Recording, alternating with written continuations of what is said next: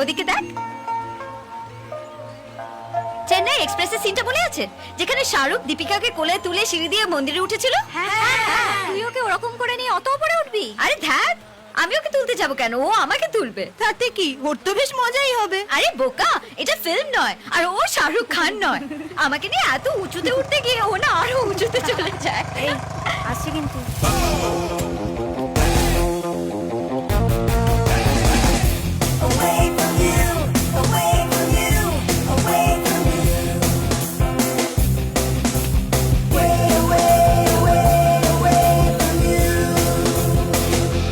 High. High.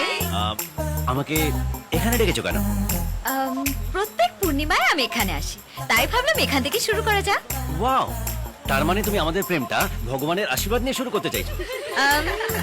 Fantastic, চলো তাহলে। চল। আরে কি হলো? স্লিপ করে গেছি, মনে হচ্ছে পাটা মচকে গেছে। পা তো রাখতেই পারছি না। তাহলে কি আজকে থাক?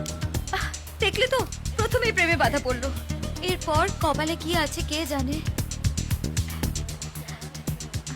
ওইভাবে কি দেখছো? বাই এনি চান্স তুমি আমাকে কোলে তুলে নিয়ে যাওয়ার কথা ভাবছো না তো? এক্স্যাক্টলি, আমিও ঠিক এটাই ভাবছিলাম। দেখেছো, আমি বললাম না আমাদের মধ্যে একটা